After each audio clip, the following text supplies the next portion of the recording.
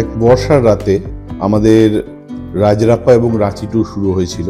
সেখান থেকে রাজরাপ্পা মন্দিরে পুজো দিয়ে আমরা তারপর দিন দেখে নিয়েছিলাম রাঁচি ট্যুরের সেই বিখ্যাত হুন্ড্রু ফলস, আর সন্ধেবেলা দেখে নিয়েছিলাম মায়াটুংরি পাহাড়ি মন্দির।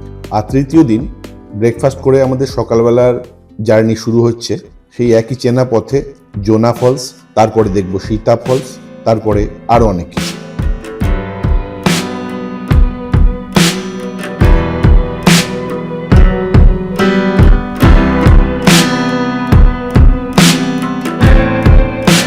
আগেই শুনেছিলাম বর্ষায় রাঁচি ট্যুর ভালো, অর্থাৎ চারপাশ বেশ সবুজে ঘেরা থাকে।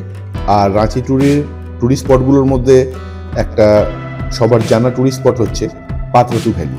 আর আমাদের সৌভাগ্য দুর্ভাগ্য দুই বলা যেতে পারে, আমাদের আজকের ট্রিপে আমরা কিন্তু বৃষ্টি পেয়েছি। তাই বৃষ্টির মধ্যে পাতরাতু ভ্যালি কেমন লাগে সেটাও থাকবে আজকের প্রতিবেদনের শেষে। গাড়ি ড্রাইভ করছে প্রসেনজিৎ, আর আমরা সবাই সবুজে ঘেরা পাহাড়ের জঙ্গল আর আঁকাবাঁকা পথের মধ্যে দিয়ে নিশ্চিন্তে চললাম। আগেও বলেছি, আবার বলছি, এই রাঁচির রাস্তাঘাট কিন্তু খুব সুন্দর। মানে রাঁচি বা রাঁচির আশেপাশে যে টুরিস্ট স্পটগুলো আছে সেখানকার রাস্তাঘাট কিন্তু খুব সুন্দর। আর বিশেষ করে একটা পাহাড় থেকে জিগজ্যাগভাবে রাস্তাগুলো নেমে গেছে, আবার একটা পাহাড়ে গিয়ে উঠছে। এইখানটা কিছুটা সমতল, দুপাশে লম্বা লম্বা গাছ, আর তার মধ্যে দিয়ে সোজা লম্বা রাস্তা একটা পাহাড় থেকে আরেকটা পাহাড়ের দিকে ছুটে চলেছে। আমাদের ওয়েস্ট বেঙ্গলের শিলিগুড়িতে কিছুটা এরকম রাস্তা আছে, অর্থাৎ দার্জিলিং গ্যাংটক যাওয়ার পথে এরকম রোড পড়ে। এখানে সামনে একটা খুব সুন্দর দেখার জায়গা, সেটা হচ্ছে বিরাট একটা ব্যারেজ, এবং ব্যারেজের একদিকে শুকনো জনবসতি রয়েছে কিছু, এবং তার সঙ্গে গাছপালা, অন্যদিকে অথই জল। জল মানে একে তো বর্ষার ওয়েদার, একদিকে কচুরিপানা জমে রয়েছে, আর অন্যদিকে জলের ডিস্টেন্সটা এতটাই, দেখে মনে হচ্ছে ছোটোখাটো সমুদ্র, দূরে পাহাড় দেখা যাচ্ছে। এত সুন্দর ব্যারেজের উপর দিয়ে এই যে রাস্তা, এই রাস্তা দিয়ে যেতে যেতে হাত বাড়িয়ে ছবি তুলছি, অনেকক্ষণ ধরেই হাত বাড়িয়ে ছবি তুলছি। এইবার ছবি তুলতে তুলতে একটা মারাত্মক ঘটনা ঘটবে, সামনেই দেখতে পাবেন। আমি স্লো মোশনে দেখাবার চেষ্টা করছি। একটা স্কুটি বা বাইকে দুটো ছেলে আসছে, আমিও হাত বার করে রয়েছি, আর তারা হাতে করে একটা সাপ ধরে নিয়ে আসছে। আর একটু হলেই সাপটা আমার হাতে লাগতো, বা যদি মুখ খোলা থাকতো কামড়েও দিতে পারে। কোনো রকমে হাতটা তাড়াতাড়ি ভেতরে ঢুকাতে পেরেছি। এরপর ভয়ে ভয়ে হাত বার করছি, কারণ এখানকার ছেলেপিলে দেখছি সুবিধের নয়।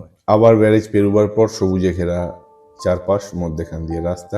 মধ্যে একবার রাস্তায় বিশেষ কারণে একটু হালকা হতেই বলা যেতে পারে আমরা সবাই নেমেছিলাম, তাই তখন এক ঝলক রাস্তার চারপাশের দৃশ্যটা ঘুরিয়ে দেখাচ্ছি।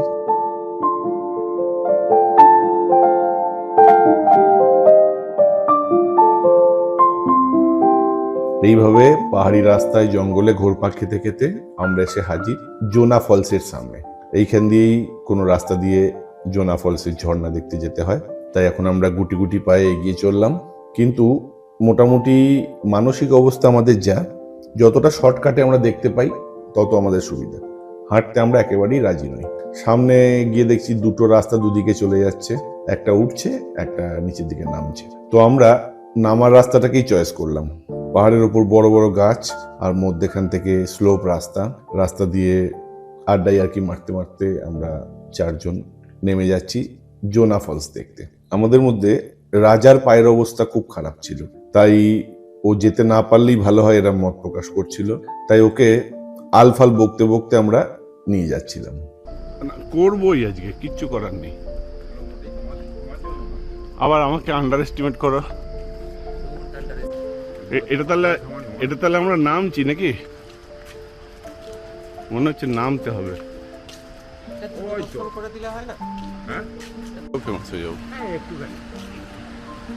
এই তো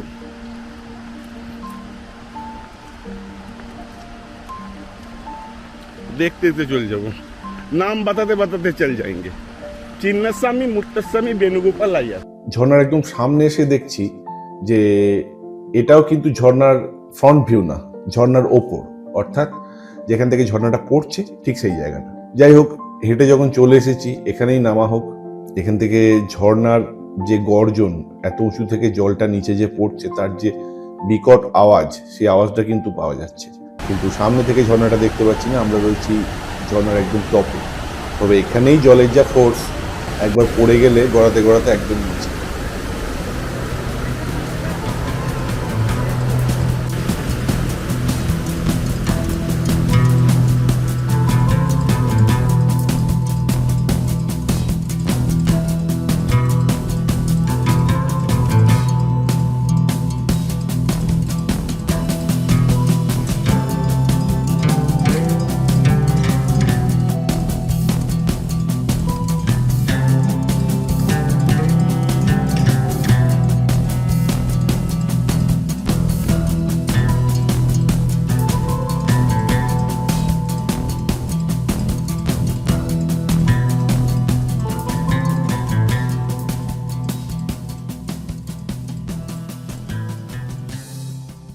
যাই হোক, হুড্রু ফলসের মতো এখানে আর সামনে থেকে ঝর্ণাটা দেখার ইচ্ছা রাখলাম না।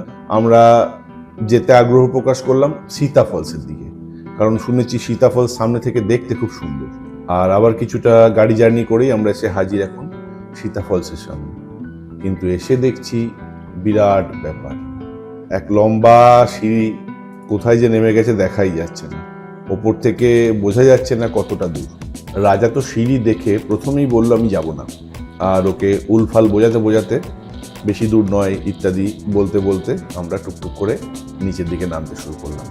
বর্ষার প্রচণ্ড গরমের মধ্যে ভ্যাপসানি ওয়েদার, তার সঙ্গে এতটা সিঁড়ি জার্নি, আগের দিনকার নামা ওঠার পরিশ্রম প্রভৃতিতে পায়ের অবস্থা খারাপ। তাই না হলে দুপাশের যা পরিবেশ পুরো আঁকা ছবির মতো। যদি দৈহিক পরিশ্রমটা না হতো তাহলে বোধহয় আরও সুন্দর হতো, কিন্তু কিছু ভালো দেখতে গেলে কিছু কষ্ট তো করতেই হবে। অবশেষে একটা টার্নের মুখে এলাম যেখানে হোর্ডিং রয়েছে সীতা ফলস বলে, এবং দূরে পুরোপুরি ফলসটা গোটাটা দেখা যাচ্ছে। রাজা মাঝ রাস্তাতেই অফ দিয়ে দিয়েছে, ওর পক্ষে আর আসা সম্ভব নয়, সিঁড়িতে বসে পড়েছে। এতটা পরিশ্রম করে আসার পর সামনে ঝর্ণাটাকে দেখতে পেয়ে এত ভালো লাগছে, আমাদের যেন এনার্জি আরও বেড়ে গেল। আমরা ঠিক করলাম একদম নিচ অব্দি যাব।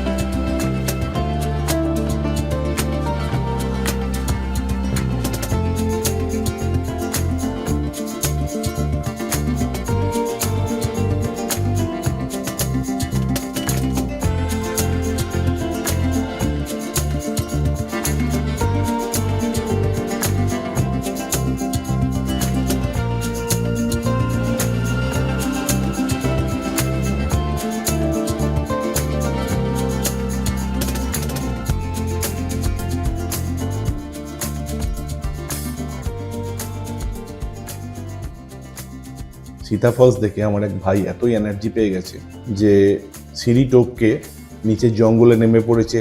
চেনা কিছু গাছপাতা দেখতে পেয়েছে, বিশেষ করে এক ধরনের গাছ এখানে দেখা যাচ্ছে ঠিক দেখতে হলুদ গাছের মতো। তো আদৌ তো ওটা হলুদ গাছ না অন্য কিছু, সেই দেখার জন্য নেমে পড়েছে।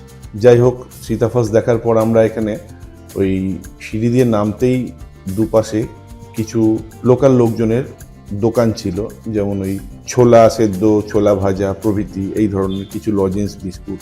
সেখান থেকে আমরা হালকা করে একটু খাওয়া দাওয়া করলাম, করে আবার সোজা যাচ্ছি পাতরাতু ভ্যালির দিকে। পাতরাতু ভ্যালি পৌঁছাবার আগেই আমাদের ভাগ্য খারাপ বলবো না ভালো বলবো জানি না, বৃষ্টি শুরু হয়ে গেল।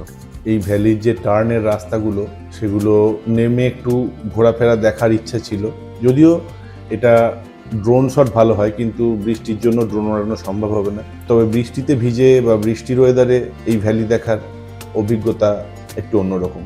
আমাদের কপালে নয়, এটাই আছে।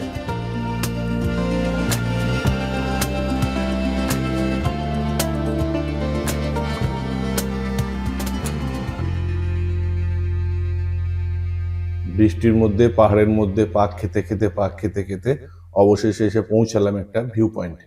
এইখান থেকে এই পাহাড়ের জিগজ্যাগ রাস্তাগুলো নিচ থেকে অনেক কটা রাস্তা একসঙ্গে দেখা যায়। যদিও আজকে এই বৃষ্টির ওয়েদার, তার সঙ্গে একটু মেঘলাও হয়ে আছে, যার কারণে দুটো কি তিনটে রাস্তা দেখতে পাচ্ছি আমরা নিচে। আমি যতটা সম্ভব দেখাবার চেষ্টা করব।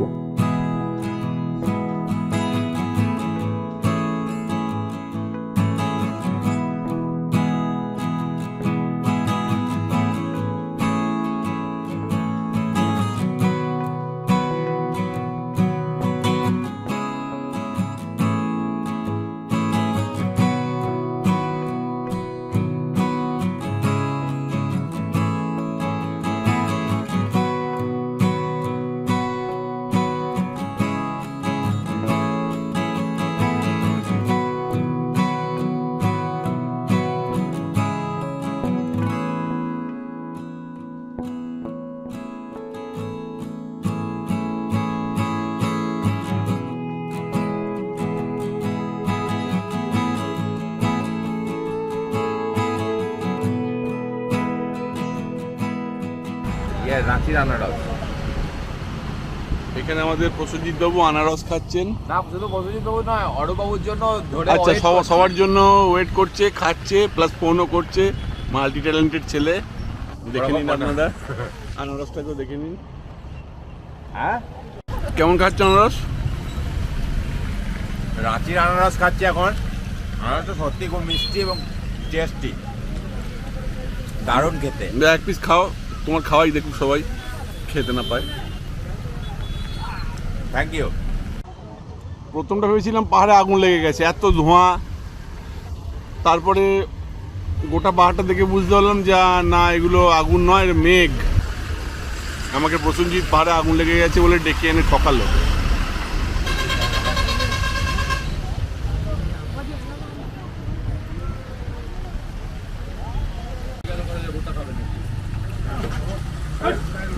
আমার ফোন গাড়িতে। আমার কাছে রাজার নাম্বার নেই।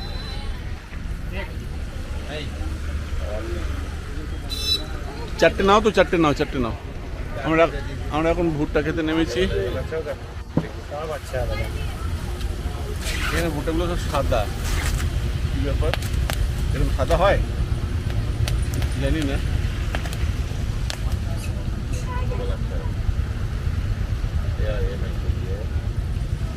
প্রসেনজিৎ এখানে ভুট্টা বাঁচছে, পছন্দ করছে।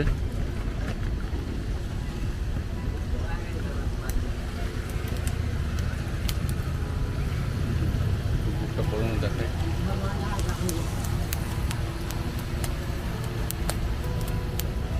আমাদের বৃষ্টিতে ভিজে পাত্রাতুফেলি দেখাও হয়ে গেল। আমরা গাড়ি ছাড়লাম কি আস্তে আস্তে বৃষ্টি বন্ধ হয়ে গেল।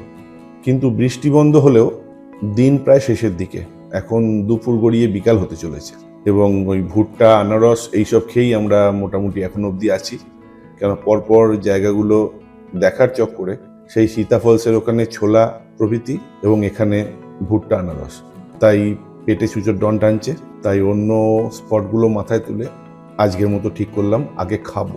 এতটাই বেলা হয়ে গেছে যে হোটেলগুলোতে ভালো কিছু খাবার বা সব রকম মিশিয়ে কোনো থালি পাওয়া যাবে না, শুধু ভাত, মাংস, আর সঙ্গে দিয়েছিল 2-4টে পাঁপড় ভাজা, একটু কিসের একটা আচার আর পেঁয়াজ।